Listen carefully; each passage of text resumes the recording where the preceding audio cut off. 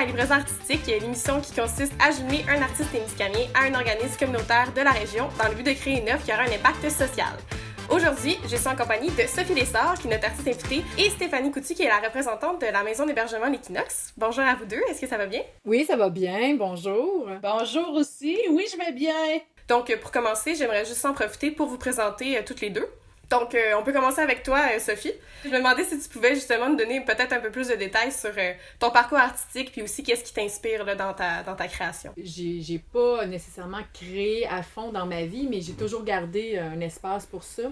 Et puis, mon parcours, ben c'est sûr, j'ai fait mon cégep en art plastique. J'avais le but de m'en aller en art-thérapie. J'ai arrêté mon bac à mon dernier stage, en fait, puis je me suis dirigée en mode après. Fait que j'ai vraiment toujours été dans un parcours artistique parce que en mode aussi, j'étais pas dans un milieu industrie. Ce qui a fait que j'ai redémarré plus à créer, c'est quand je suis arrivée au Témiscamingue avec mes amis artistes qui étaient ici, puis la Biennale. Mais j'aime beaucoup mélanger des textures. J'utilise pas nécessairement les matériaux comme il faut. Dans le sens, je peux utiliser de l'aquarelle, pas sur le papier d'aquarelle.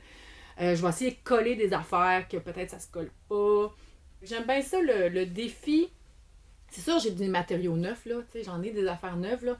Mais moi, ce que j'aime dans le défi, c'est la contrainte de pas avoir tout cru dans le bec. Dans le sens où tu travailles avec qu'est-ce qui est là. OK. Puis là, si j'ai besoin de quelque chose, puis que c'est vraiment essentiel, mais en général, c'est ce qui est autour de moi. On dirait que finalement, ce projet-là est un peu... est beaucoup à ton image au final parce que tu parles beaucoup justement de... T'aimes les contraintes, t'aimes ça, t'aimes ça recevoir des thèmes et tout, puis c'est exactement un peu ce qu'on t'offre avec Livraison artistique, avec une collaboration avec la maison d'hébergement L'Équinoxe. Donc, j'ai très hâte de voir justement qu'est-ce qui va émerger de ce qu'on va discuter aujourd'hui. Je pense qu'on pourrait passer à Stéphanie et à la maison d'hébergement L'Équinoxe. La mission de la maison d'hébergement, c'est de contrer la violence conjugale dans un objectif, c'est sûr, d'amélioration de la condition de vie des femmes de façon générale. On est là vraiment pour accompagner, respecter le rythme de chacune, puis les amener à analyser puis à comprendre en fait ce qu'elles vivent là. Un des plus grands impacts de la violence conjugale, c'est que les personnes qui en vivent se décentrent de sur elles-mêmes pour se centrer sur l'autre personne. Et ça, c'est comme une stratégie de protection. Tu fais tout dans une forme d'urgence pour calmer les feux. C'est ça que je comprends. Les femmes ont cette stratégie-là de... Hey, c'est intéressant, le décentrer. Je donne un exemple, là. On commence une relation ensemble et du jour au lendemain, je décide que je te frappe, mais il n'y a pas une femme qui va rester là. C'est sûr. Donc, il y a toute une stratégie de contrôle et d'intention psychologique en arrière de ça qui s'installe très subtilement. Ce qui fait en sorte que, au début, tu t'en rends pas trop compte de ce qui est en train d'arriver. Oui, c'est ça. Puis tu sais, comme les femmes qui sont victimes de violence, le moment où elles tout à coup, il y a comme quelque chose qui se passe qui fait que, il y a une position intérieure qui est prise, qui est différente. C'est qu'est-ce qui se passe chez la femme qui, à un moment donné, c'est fini, là. C'est comme, à le retour, elle se recentre sur elle. C'est souvent le moment où, tu sais, chaque personne est différente. Chaque personne a un seuil de tolérance qui est différent. Chaque personne a des limites qui sont différentes. Mais vient un moment donné où la limite, elle est atteinte. Si ça fait 25 fois que tu me dis que tu recommenceras pas telle affaire puis que tu t'excuses puis que là, ça fait 26 puis que c'est encore ça, ça se peut qu'à un moment donné, je fais juste plus croire. Là. Tu sais, d'une façon insidieuse, aussi, on se réenferme. Je pense que c'est très complexe, tout ça. Là, ça vraiment. C'est ouf, c'est comme plein de toiles. Qui fait que ça t'emprisonne un peu, là. C'est comme, tu sais, des toiles d'araignée, t'es collé, là-dedans, tu sais plus comment bouger, tu respires à peine, c'est toujours sur le qui-vive, comme en survie, là, comme en surstress. Mais c'est vraiment ça, c'est vraiment de la survie. Et c'est drôle que tu parles de la toile d'araignée parce que c'est un atelier que je fais souvent avec les femmes, l'atelier de la toile d'araignée.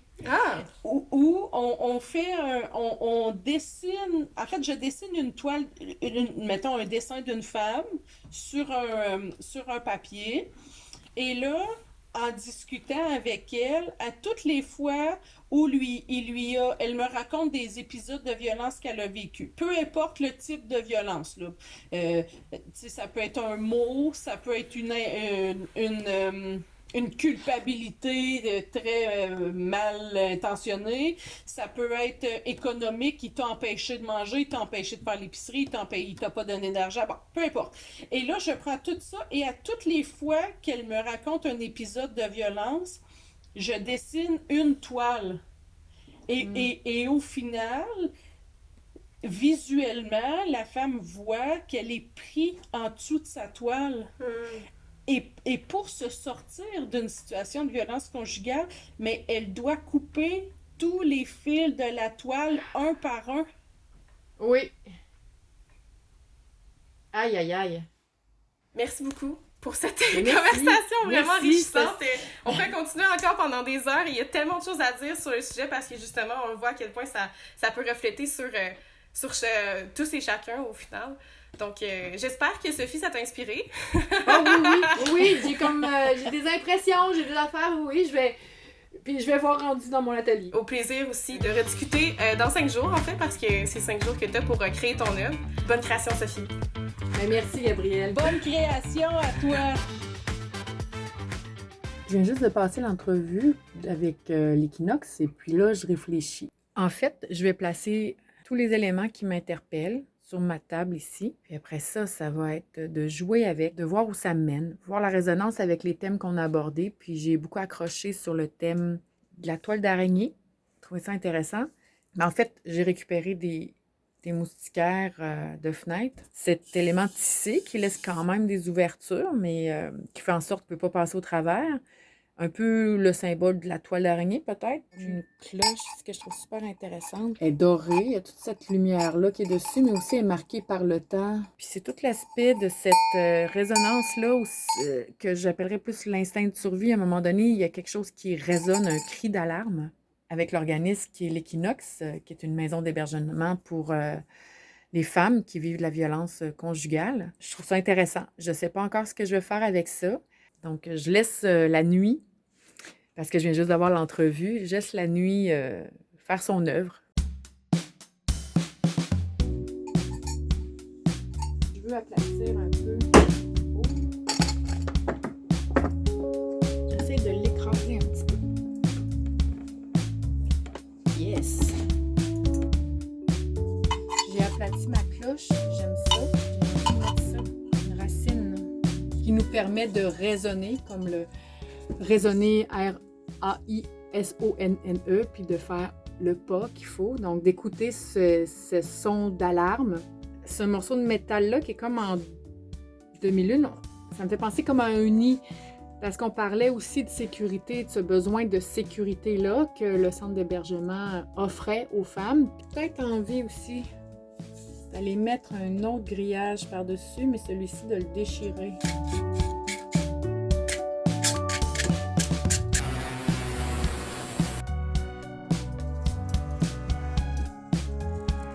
Nervures que je fais ici, c'est un peu des cicatrices, mais qui sont guéries.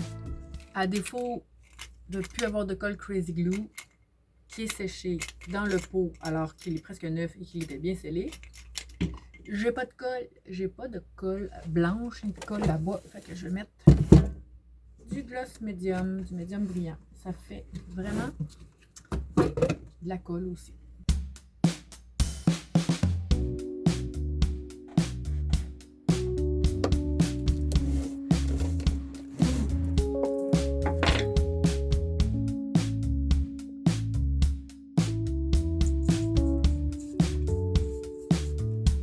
Je vais ajouter du contraste aussi sur mon premier cadre. J'ai mis des accents un petit peu partout.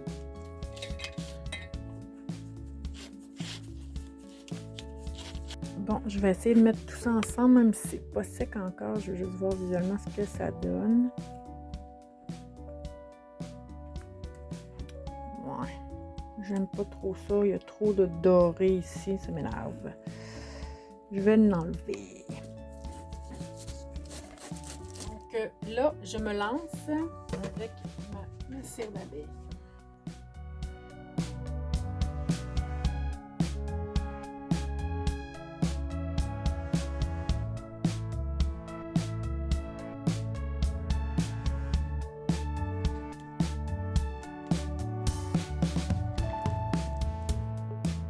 Après ça, quand je pèse dessus, ça fait ça au travers.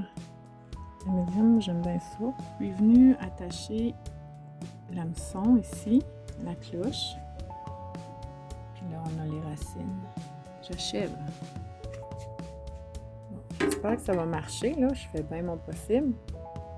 Il va falloir que je me mette comme ça. Là, je fais de l'ombre. Mais j'aime l'idée du miroir. Mais regardez comment est-ce qu'il y a de la transparence à travers ça. Fait que ça peut jouer avec la lumière ou ça peut être dans une fenêtre.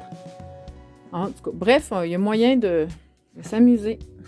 Pour conclure, je pense que je vais appeler la toile « Je résonne », dans le sens où résonne avec le son vibratoire, puis résonne. Ça va être comme un petit jeu de mots. Je suis encore en train d'y réfléchir, mais probablement que ça va aller dans cette direction-là. C'est la fin déjà. Ça a été un beau processus en 5 jours. Un beau défi où j'ai pas rencontré trop de défis. J'ai bien hâte de voir la réaction de la maison d'hébergement de l'Équinoxe.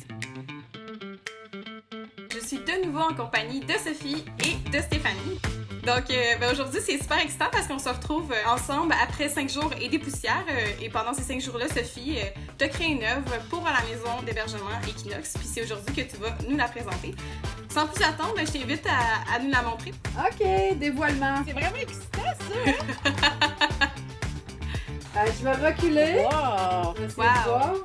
Je pense qu'il y a quand même une transparence là, dans ton œuvre. Là. Oui, il y a une transparence. Puis on peut jouer aussi avec une affaire de miroir comme ça. La personne qui ouvre. En tout cas, le fait que il y a tout le moustiquaire qui fait qu'on se voit pas tout à fait. Mais c'est ça, elles ne se voient plus, ces femmes-là. Mm-hmm. Ils sont dans les filtres de tout ça, là. C'est tout ça, fait qu'elles ne se voient plus. Mais il y a possibilité de prendre le regard puis de dire, ben regarde, je suis en suspens, là, je suis où? Où je veux aller, là. C'est drôle, hein, la transparence, parce que la maison d'hébergement a défini 5 valeurs auxquelles elle tenait, qui étaient primordiales pour l'organisme, et la transparence est une des valeurs importantes de l'organisme. Ah, ben c'est parfait, hein? Puis cette cloche-là qui résonne, je la relie aux racines, qui est toute cette force, cette puissance-là qui est inconsciente, qui peut être dans le féminin, dans toute cette force-là qu'on va aller puiser dans nos connaissances, dans cet inconscient-là qu'on porte, ce courage-là qui va remonter, puis qu'à un moment donné, ça fait gagling, qui résonne, et que là, on prend action.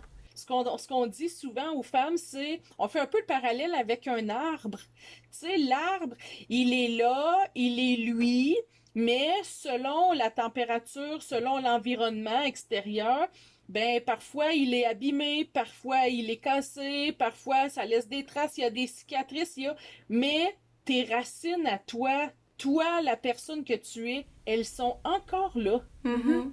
Elles sont intactes. Oui, c'est ça, tu sais. Puis même si l'arbre, il est un peu abîmé, il est un peu froissé, mais les racines, elles sont là et elles sont très vivantes. Faut juste un peu se reconnecter avec ça. Tu sais, il y a aussi ce lien-là que je fais avec les racines. Tout à fait. Aussi, l'aspect qui bouge encore aussi, moi, je trouve que c'est un élément qui est quand même très fort. La vie est constamment en mouvement.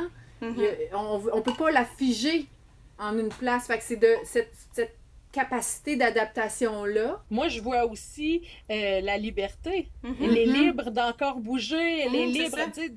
Tu sais, dans les femmes, ce qu'elles recherchent après la violence conjugale, c'est la liberté. La liberté d'être elle, la liberté de choisir, la liberté d'être autonome, la liberté... Tu sais, fait qu'il y a aussi un peu le lien avec la racine qui est pas fixe, là. Oui.